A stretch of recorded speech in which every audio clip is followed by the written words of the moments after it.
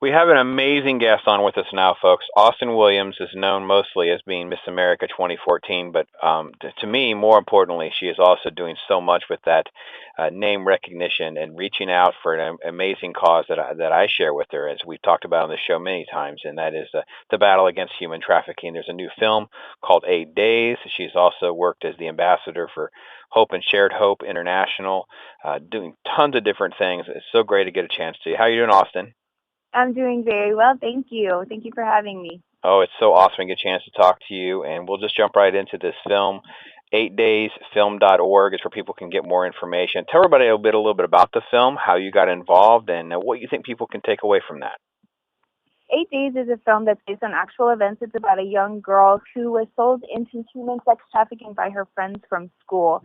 A lot of times we, as Americans, we like to dissociate from the issue of human trafficking. We see movies and in the media, movies like Taken, and it's kind of sensationalized. It's a real issue, and it is bringing awareness, but it's sensationalized. And we go, look at what they're doing over here. This is an atrocity. Let's not go to that place. Let's boycott the Eiffel Tower.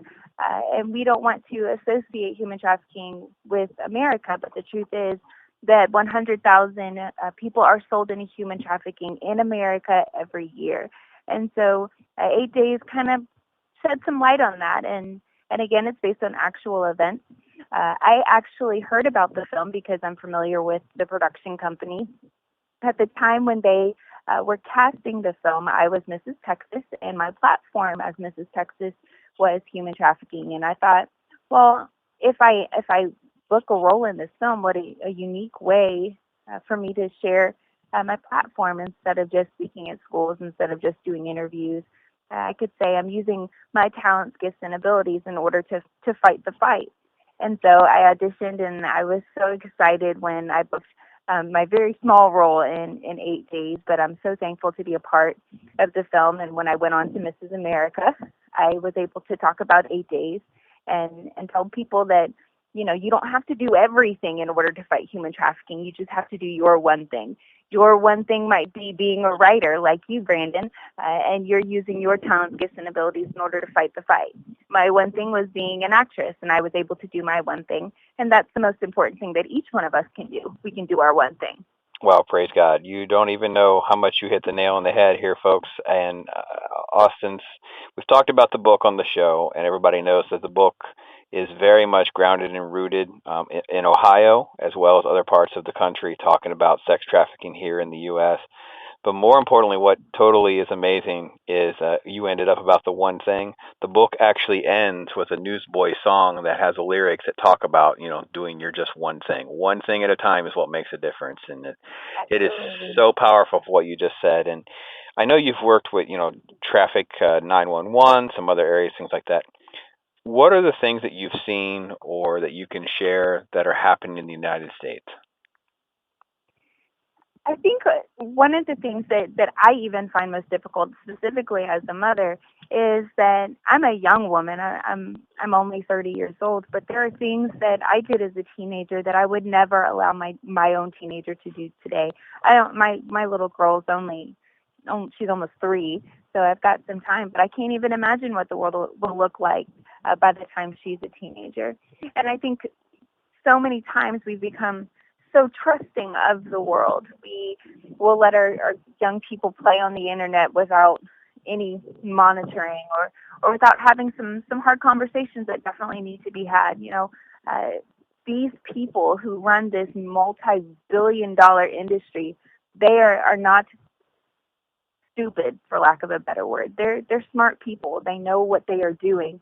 And what that means for us is that we have to be smarter than them. We have to know that it is so important. It is absolutely crucial that we have open and honest conversation with our teenagers.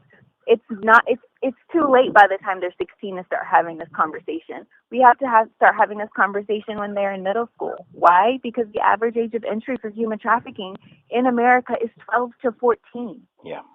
That means that we have to be more proactive. We have to be more honest. And we have to make sure that we're making wiser choices. We can't just let our young people go into the food court at the mall because that's where Romeo pimps are preying on these girls. We can't just let the media tell them that they're beautiful. We have to show them that they're beautiful, and we have to show them how God sees them and demonstrate that kind of love to them so that they aren't seeking and trying to flourish off of this artificial love that can so many times trap a young woman or a young man and lead them into human trafficking. We're talking to Austen Williams. She's the 2014 Mrs. America, but she's also a very passionate ambassador against human trafficking and raising awareness. And we're having just a wonderful conversation trying to help people understand the severity of this. I think the one thing, and you mentioned the movie Taken, is it still created a barrier, if you will, right? It's still something that happens over there. It doesn't happen here. Absolutely. Even when we get, because we're getting ready to hear it, right? Because this weekend's going to be a Super Bowl. This week there's massive prostitution rings that are being put around the games and doing those kinds of things. And that's about it. It goes away again until another FBI bust somewhere. But we need to understand, or at least try to tap into people's heartstrings here to get them to understand that every single day there's 30 million sex slaves globally, a million or more are moving across international lines. You mentioned that there's a minimum of 100,000 that are happening here in the United States. So this is not a small problem that's going to go away, and the only way we can do anything about it is to engage that. And you mentioned the film, we're talking about the film 8 Days, and what is one of the themes of the film that you think really kind of hits to that?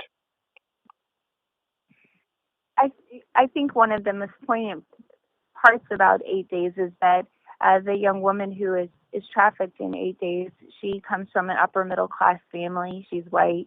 Both of her she had a mother figure and a father figure. They loved her.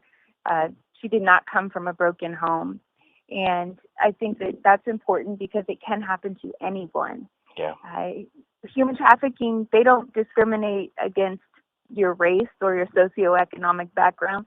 It doesn't care at all about your race or your religion. All it cares about is that good people will do nothing in order to fight for what's right. That's all that matters. And so unless we do something about it, then it will remain that it could happen to anyone. And I think that the fact that Amber, the main character in 8 Days, is that person who is not, her mother isn't a crackhead or a prostitute. Her mother is a church-going upper middle class woman who was there every day of her life. I think that changes people's perspectives, and I think it's very powerful.